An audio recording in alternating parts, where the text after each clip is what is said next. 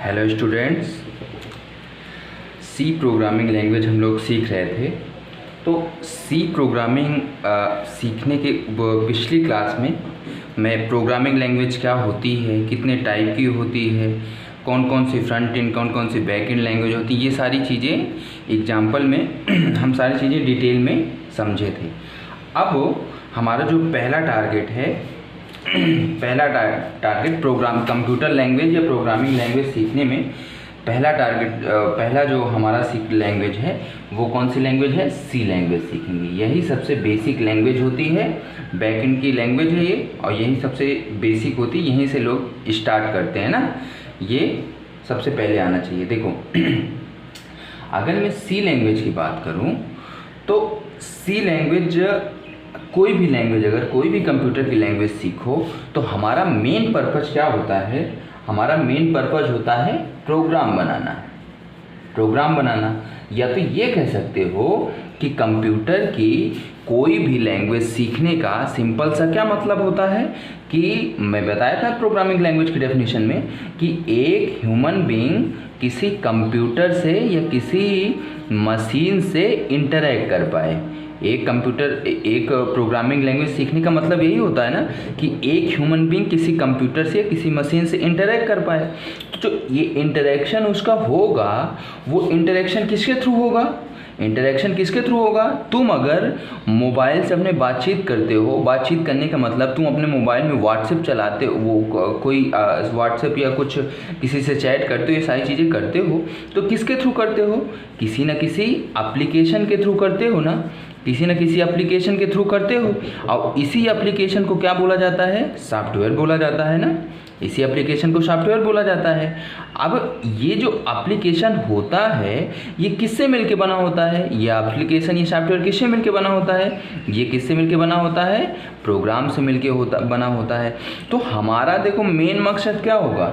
कोई भी अगर तुम कंप्यूटर की लैंग्वेज सीखो, सी सीखो, जावा सीखो, पाइथन सीखो, C++ सीखो, मेन हमारा पर्पज़ क्या होगा कि हम कैसे भी करके प्रोग्राम बनाना सीखें। और अगर प्रोग्राम बनाना सीख गए तो हम क्या कर जाएंगे? एप्लीकेशन बनाना सीख जाएंगे। एप्लीकेशन मतलब सॉफ्टवेयर बनाना सीख जाएंगे। सॉफ्टवेयर का मतलब जैसे क्या? जैसे ये व्हाट्सएप एक सॉफ्टवेयर है, और फेसबुक हो गया, ये तमाम सारे यूट्यूब हो गया, ये सारे हमारे मोबाइल में सॉफ्टवेयर होते हैं ना। तो ये सारे किसी न किसी लैंग्वेज के थ्रू भी मिलके बने होंगे ना। तो तुम्हारा मेन एम क्या होगा कि प्रोग्राम बनाना सीखें। प्रोग्राम बनाना सीख जाएंगे तो एप्लीकेशन बनाना सीख जाएंगे। एप्लीकेशन बनाना सीख जाएंगे तो हम किसी एक मशीन से जो नॉन लिविंग है उससे हम कम्युनिकेट करना सीख जाएंगे। तो हमारा मेन जो एम होगा वो क्या होगा? प्रोग्राम होगा। हमारा मेन एम क्या होगा? प्रोग्राम होगा। अब देखो, अब हम बात करते हैं प्रोग्राम की। प्रोग्राम होता क्या है? देखो ये प्रोग्राम क्या होता है कि अब देखो, ये अगर हम एप्लीकेशन बना रहे हैं, एप्लीकेशन में हम क्या होगा कि हम मशीन से कैसे बात करें। अगर तुम एक आदमी हो, तुमको किसी से कोई बात करनी है तो तुम्हें अपनी बात मनवानी है, तो तुम उससे रिक्वेस्ट करोगे। क्या करोगे? रिक्वेस्ट करोगे, उसको इंस्ट्रक्शन दोगे, ऑर्डर देगो, यही सारी चीज़ें होंगी ना। मतलब तुम्हारे द्वारा बोली गई चीज़ें, ये सारे तुम्हारे द्वारा दिए गए इनपुट होंगे ना। तो ये जो प्रोग्राम बनेगा, ये प्रोग्राम भी यही काम कर रहा है ना। ये प्रोग्राम क्या काम कर रहा है कि किसी एक नॉन लिविंग थिंग को कुछ कह रहा है कि हाँ भाई मेरा ये काम कर दो। प्रोग्राम यही काम कर रहा है ना। प्रोग्राम यही काम कर रहा है ना कि किसी नॉन लिविंग थिंग को कह रहा है कि हाँ भाई मेरा ये काम कर दो। तो जब वो ये काम करने के लिए बोलेगा तो इस प्रोग्राम के अंदर क्या होगी? इंस्ट्रक्शंस होगी।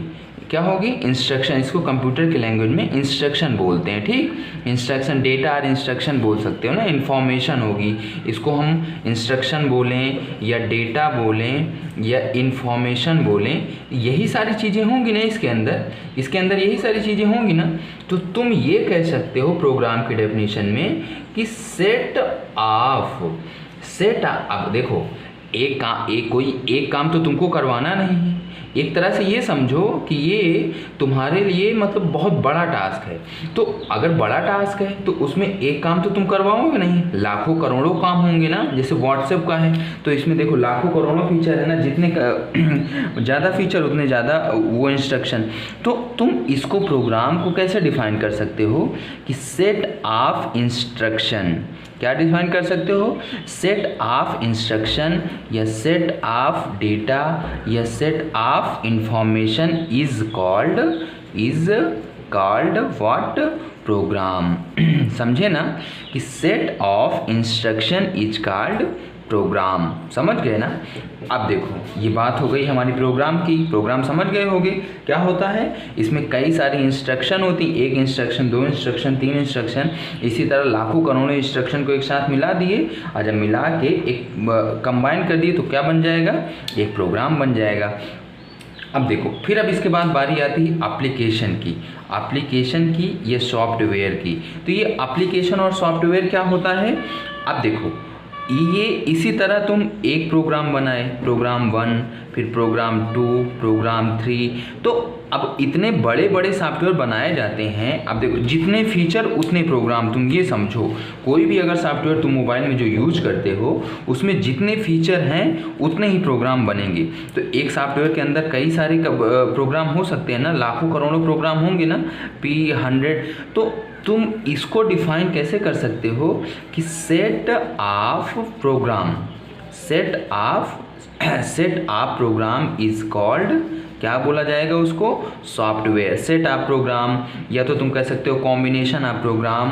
तो मतलब कई सारे हम छोटे छोटे प्रोग्राम बनाएंगे और उसको आपस में मर्ज कर देंगे। अब मर्ज करने के बाद जब एक बड़ा सा वो पूरा सा एक सॉफ्टवेयर का एक सिस्टम बनेगा, वो एक प्रोग्राम का एक सिस्टम बन जाएगा, उसी को हम बोलते हैं क्या, सॉफ्टवेयर। अब देखो ये जो आईटी इंडस्ट्री में बड़ी बड़ी कंपनीज होती हैं, जो आईटी कंपनी होती हैं, उसमें जहाँ सॉफ्टवेयर डेवलप होता है उसमें कैसे काम होता है। देखो जैसे मान लो तुम गूगल को ले लो, ये गूगल एक कंपनी है। अब इसमें एक सॉफ्टवेयर डेवलप हो रहा है क्रोम। एक कौन सा सॉफ्टवेयर डेवलप हो रहा है, क्रोम। तो अब ये बताओ तो क्या इस क्रोम को एक आदमी मिलके पूरा डेवलप किया होगा, ऐसा नहीं है ना। देखो इसमें क्या होता है, इस गूगल के पास लाखों हजारों लाखों एम्प्लॉय हैं, हजारों लाखों एम्प्लॉय हैं। मैं मान लिया ये सारे 1 2 3 4 इतने ये सारे एम्प्लॉय हैं। तो वो होता क्या है, इस कोई भी अगर उनको सॉफ्टवेयर डेवलप करना है तो इस सॉफ्टवेयर की कुछ प्रोग्राम एक एम्प्लॉय 1 लिखेगा, कुछ प्रोग्राम ये लिखेगा, कुछ ये लिखेगा, कुछ ये लिखेगा, मतलब थोड़ा थोड़ा हर एक फीचर का एक प्रोग्राम होता है। ये चीज़ तुम समझ लेना। तो हर एक एम्प्लॉय थोड़े थोड़े फीचर का प्रोग्राम लिखता है। अब ये सारे प्रोग्राम लिखने के बाद अब इन्हीं एम्प्लॉय का एक जो मैनेजर होता है या जो लीडर होता है उसको ये क्या करता है, इसको ये कोड अपना प्रोग्राम बना के ये लिख के इसको क्या कर देता है, दे देता है।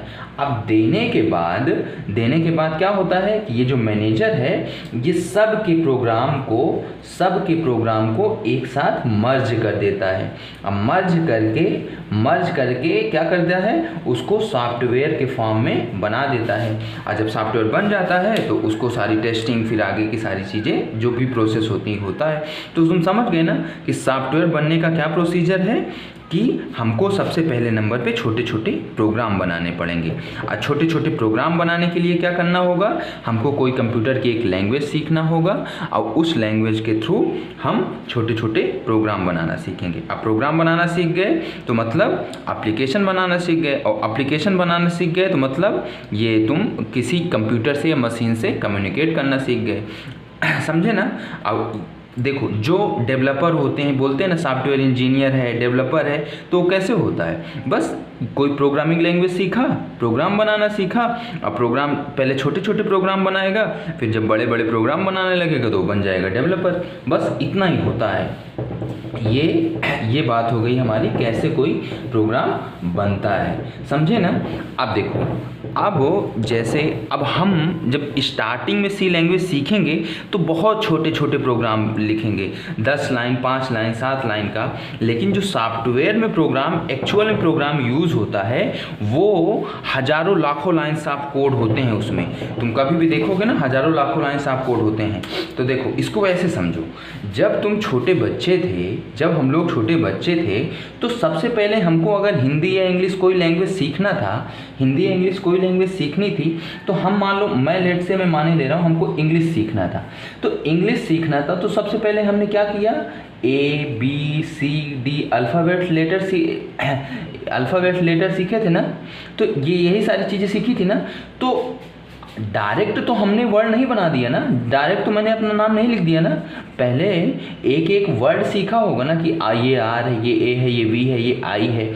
उसके बाद फिर ये कंबाइन कर, फिर ये सारे को एक साथ कंबाइन करके एक वर्ड बनाया। इसी तरह इसमें तो सबसे पहला काम हमारा क्या था कि हम एक एक लेटर सीखें।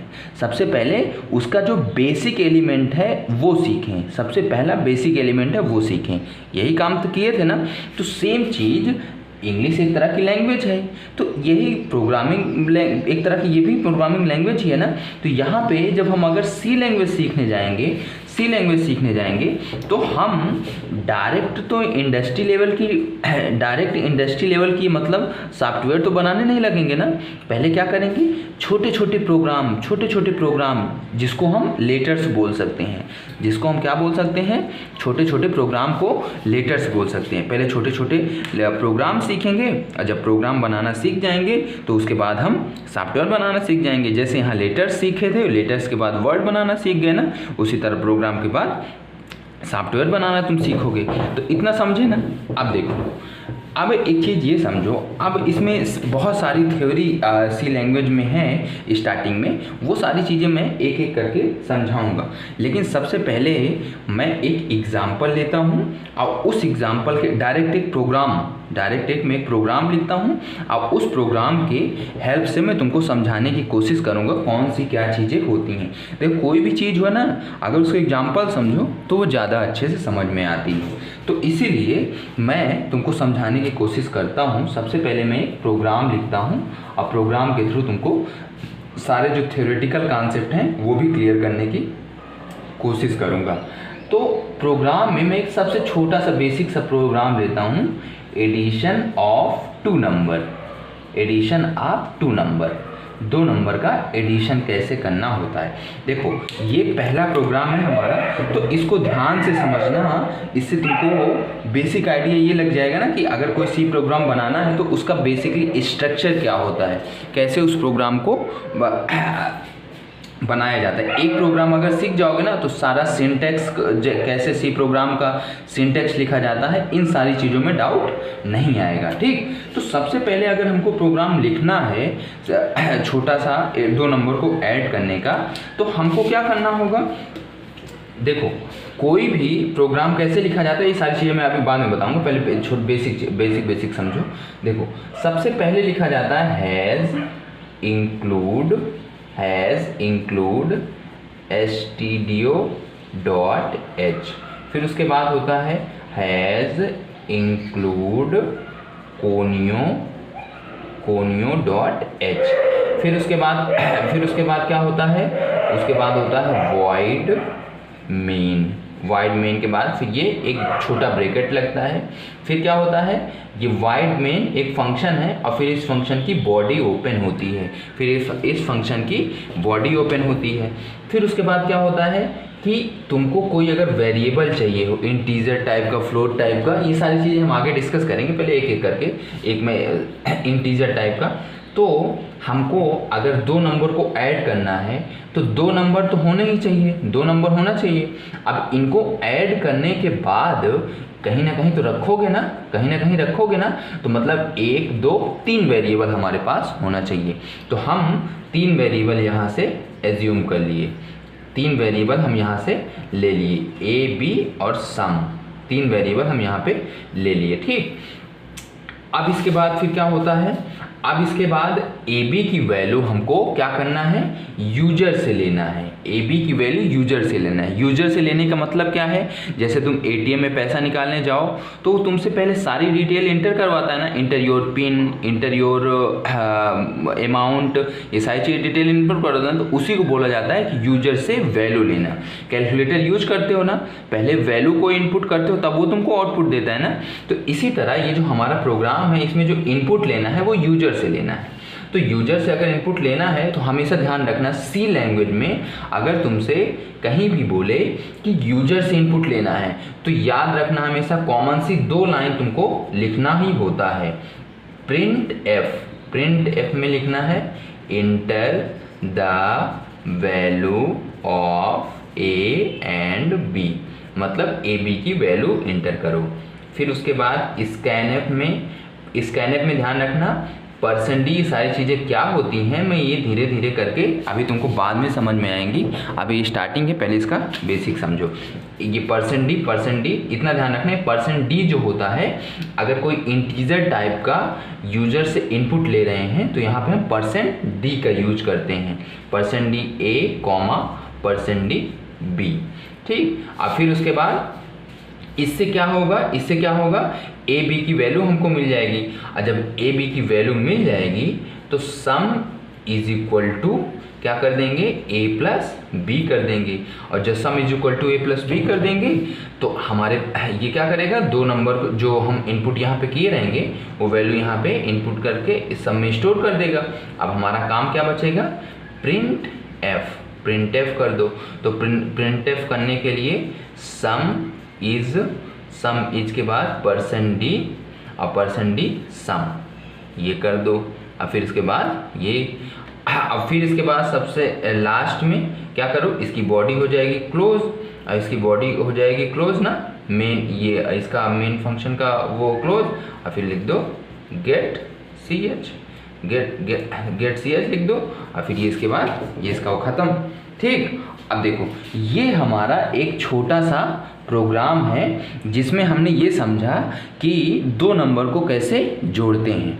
अब इसी के बेसिस पे मैं जनरल स्ट्रक्चर क्या होता है, सी का कोई प्रोग्राम लिखने का जनरल क्या स्ट्रक्चर होता है वो मैं अब बताने की कोशिश कर रहा हूँ। ध्यान से समझना, ये जो स्टार्टिंग की 2 लाइन लिखी है ना, ये जो स्टार्टिंग की 2 लाइन लिखी हैं इनको बोला जाता है प्री प्रोसेसर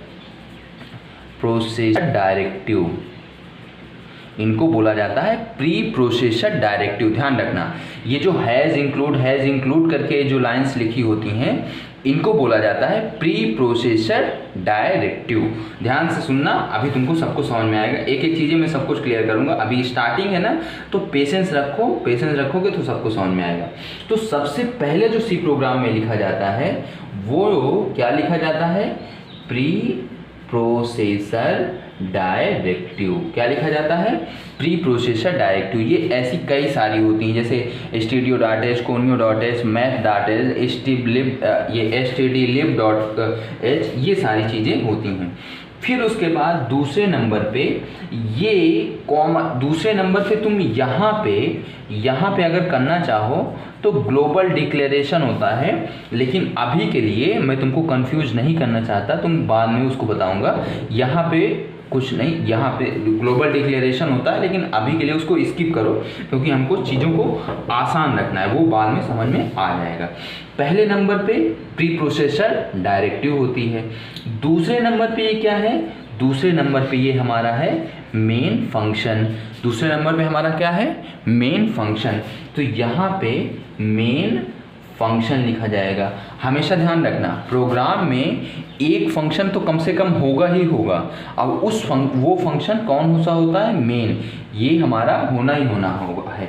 यहीं से फ्लो ऑफ एग्जीक्यूशन स्टार्ट होता है। कैसे होता है मैं अभी फिर से बताऊंगा।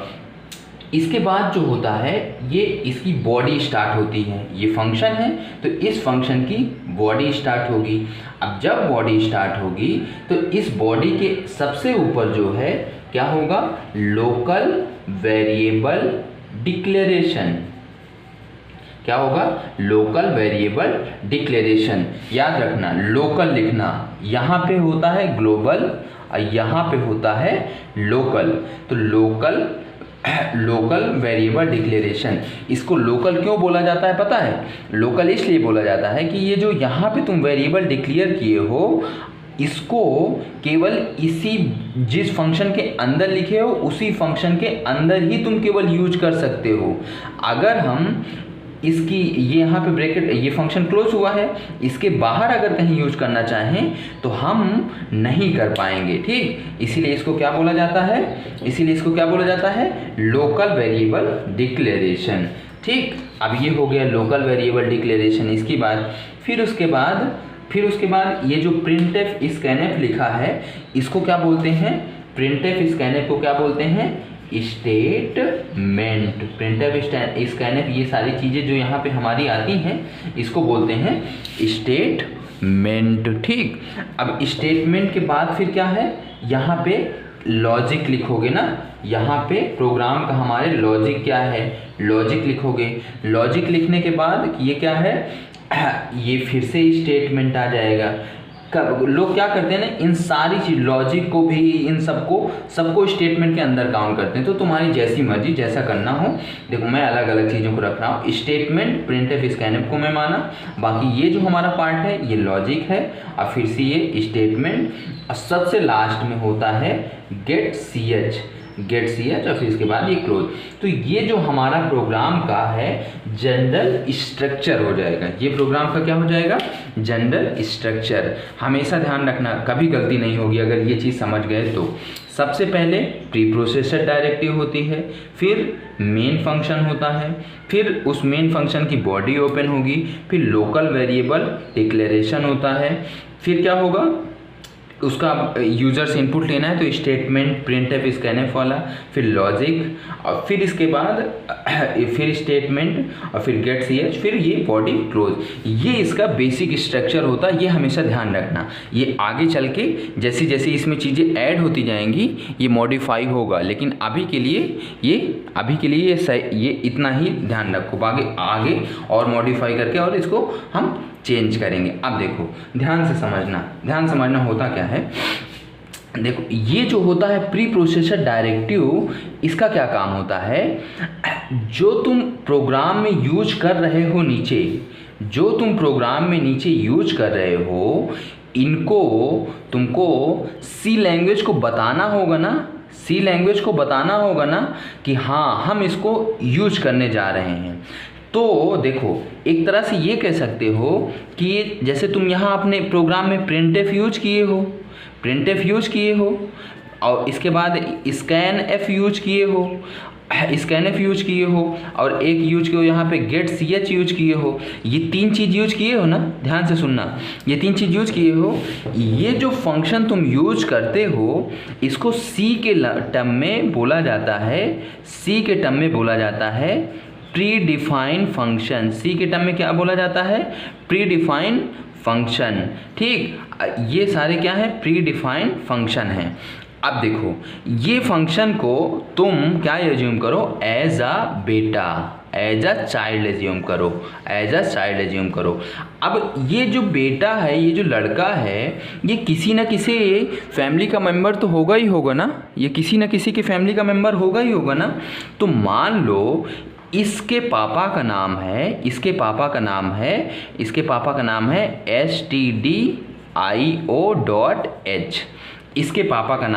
stdio.h। अब ध्यान से सुनो, अगर इसके बेटा को ले जाके तुम अपने किसी काम में यूज़ में लाना चाहते हो, अपना कोई काम करवाना चाहते हो, तो पापा को बताना होगा ना, तभी तो पापा परमिट करेंगे, तभी तो तुम वो कर सकते हो। ऐसा ही होगा ना। अगर उसके बेटे को अगर तुम यूज़ करना चाहते हो तो पापा को बताना होगा ना। ये हैं हमारे पापा जी, तो पापा को बताना होगा ना। तो सेम कहानी यहाँ पे है। ये है बेटा, इनको तुम अपने प्रोग्राम में यूज कर रहे हो ना, तो यहाँ पे सबसे ऊपर इनके पापा को भी यूज बताना पड़ेगा ना कि हाँ हम आपके बेटे को ले जा रहे हैं यूज करने के लिए। तो ये जो है ये हम किस लिए लिखते हैं प्री प्रोसेसर डायरेक्टिव को? परमिशन के लिए, कि हाँ हम तुम्हारे अंदर का तुम्हारे बेटे को हम नीचे चल के कहीं ना कहीं यूज़ करेंगे। समझे ना? ये तो हो गई एक जनरल टर्म में बात, मतलब समझाने के लिए। अब देखो, अगर इसको टेक्निकल टर्म में मतलब सी लैंग्वेज के टर्म में बात करें तो क्या होता है, इसको बोला जाता है प्री प्रोसेसर डायरेक्टिव। इसको बोला जाता है प्री डिफाइंड फंक्शन। ये जो फंक्शन होते हैं, जब सी लैंग्वेज बनी थी तो इनको एक लाइब्रेरी के अंदर रख दिया गया। ऐसे कई सारे फंक्शन हैं, ऐसे कई सारे लाखों करोड़ों फंक्शन हैं, उन सबको फंक्शन को बना के अब एक लाइब्रेरी के अंदर रख दिया गया और उस लाइब्रेरी का नाम रखा गया stdio.h। उस लाइब्रेरी का नाम रखा गया stdio.h। जब भी इस लाइब्रेरी के किसी फंक्शन को हमको यूज करना है तो सबसे पहले हमको ऊपर डिक्लेयर करना पड़ेगा, मतलब परमिशन लेने पड़ेगी, डिक्लेयर करना पड़ेगा। और जब डिक्लेयर कर दोगे, एक बार ऊपर डिक्लेयर कर दिए, तो तुमको इन जितने भी इस लाइब्रेरी के अंदर जितने भी फंक्शन हैं वो सारे के सारे का एक्सेस मिल जाएगा, जिसको तुम नीचे यूज करना चाहते हो तुम इजीली कर सकते हो। समझ गए ना? अगर देखो, मान लो तुम यहाँ पे ये ना लिखे, ये चीज़ ना लिखते, अब ये चीज़ नहीं लिखे हो, अब उसके बाद प्रिंटफ स्कैनफ को अपने प्रोग्राम में यूज कर लिए, अब बेटा को पकड़ ले गए, किडनैप कर ले गए, पापा से परमिशन नहीं लिए ना, तो ये क्राइम है ना। किसी के बच्चे को किडनैप कर लेना बिना परमिशन के, तो ये क्राइम है ना। तो इसीलिए ये प्रोग्राम क्या करेगा, एरर देगा, रन नहीं होगा। समझ गए ना? तो प्री प्रोसेसर डायरेक्टिव का ये काम होता है। बस सिंपल एक चीज़ ये याद रखना कि जो भी प्री डिफाइंड फंक्शन हम नीचे चल के अपने प्रोग्राम में यूज करने वाले हैं, उनको पहले डिक्लेयर करना होता है। और डिक्लेयर करना होता है तो इसलिए हम प्री प्रोसेसर डायरेक्टिव का यूज करके ये शो करा देते हैं कि हाँ हम अपने इस पूरे फंक्शन में, अपने इस पूरे प्रोग्राम में, इस वर्ड का मतलब पता है क्या? इंक्लूड का मतलब क्या है कि हम अपने पूरे इस प्रोग्राम में इस लाइब्रेरी को, कोनियो लाइब्रेरी को इंक्लूड कराने वाले हैं। यहाँ पे लिखा था हैज़ इंक्लूड stdio.h लिखा था ना, हैज़ इंक्लूड stdio.h लिखा है ना। इसका मतलब ये हुआ कि हम अपने इस प्रोग्राम में इस लाइब्रेरी को इंक्लूड कराएंगे, कहीं ना कहीं आगे चल के इंक्लूड कराएंगे। तो ये बात हो गई हमारी किसकी? प्री प्रोसेसर डायरेक्टिव की। आई होप सबको ये चीज़ अच्छे से समझ में आ गई होगी। ठीक, ऐसी बहुत सारी प्री प्रोसेसर डायरेक्टिव होती हैं, stdio और कोनियो मेन होती हैं, इसीलिए मैं यहाँ पे ये लिखा हूँ। एक मैथ के लिए math.h होती है, स्ट्रिंग के लिए string.h होती है, सबके लिए अलग अलग होती है। ठीक ना? इतना समझे ना? अब इसके बाद ध्यान से सुनना, मैं बताया दूसरी चीज़ कि ये वॉइड मेन, दूसरी चीज़ बताया ना वॉइड मेन। तो वॉइड मेन जो है इसका क्या बताया? ये होता है मेन फंक्शन। किसी प्रोग्राम में ये तो रहेगा ही रहेगा, बाकी और चाहे कोई चीज़ रहे ना रहे, लेकिन अगर एक प्रोग्राम है तो ये रहेगा ही रहेगा। कंपाइलर जो है आएगा तो सबसे पहले इसी के पास जाता है, और यहीं से अपना फ्लो ऑफ एग्जीक्यूशन स्टार्ट करके वो नीचे बढ़ता है।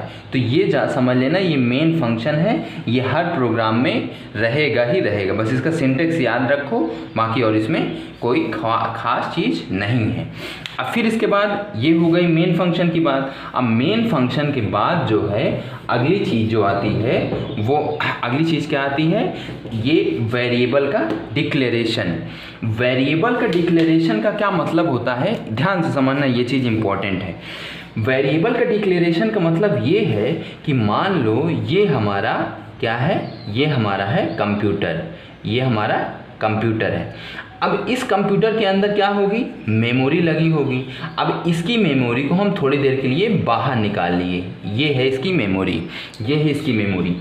अब देखो तुम प्रोग्राम रन करवा रहे हो, प्रोग्राम रन करवाने टाइम ये तुम अगर कोई वैल्यू को डिक्लेयर किए हो तो इसका सिंपल सा इतना मतलब होता है कि हमारे कंप्यूटर के रैम में ये जो वेरिएबल हैं इनको डिक्लेयर करना। अब देखो ये कैसे डिक्लेयर होगा, क्या होगा कि तुम्हारे रैम में ऐसे एक कितने वेरिएबल डिक्लेयर किए, 1 2 3 किए ना, तो 1 2 3 ऐसे 3 ब्लॉक बन जाएंगे, ऐसे 3 ब्लॉक बन जाएंगे। अब इसका नाम क्या होगा, ए बी, और इसका नाम होगा सम, समझे ना, ए बी सम, 3 नाम हो जाएगा। तो तुमसे इसका कोई पूछे कि ये जो वेरिएबल हम डिक्लेयर करते हैं इसका सिंपल क्या मतलब होता है, तो तुम क्या बताओगे कि कंप्यूटर के रैम में 3 मेमोरी ब्लॉक बन जाएंगे, 3 मेमोरी ब्लॉक बन जाएंगे। अब उनका नाम क्या होगा, उन मेमोरी ब्लॉक का जो हमने वेरिएबल का नाम रखा है वही उन मेमोरी ब्लॉक का नाम हो जाएगा।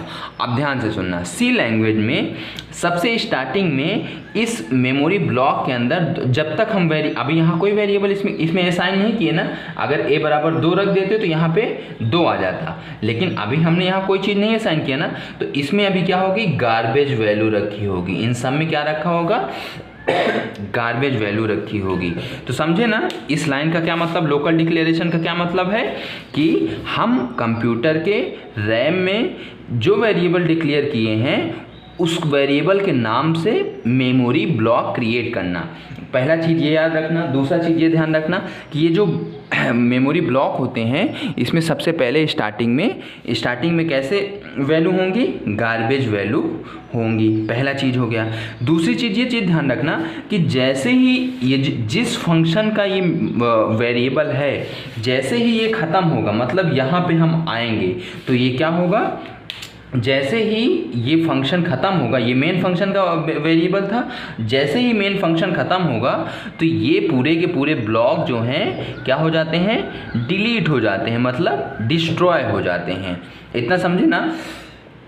तो इसके बारे में अभी के लिए इतनी चीज़ ध्यान रखना, ठीक, बस तुमको इतना ध्यान रखना है कि लोकल वेरिएबल डिक्लेरेशन का मतलब ये होता है कि रैम में उतनी साइज का मेमोरी ब्लॉक क्रिएट करना। जैसे इंटीजर है तो 2 बिट का होगा, 4 बिट का होगा, जैसे यहाँ वेरिएबल की वैल्यू होगी उसके अकॉर्डिंग वो अपनी साइज क्रिएट करता जाएगा, ठीक ना।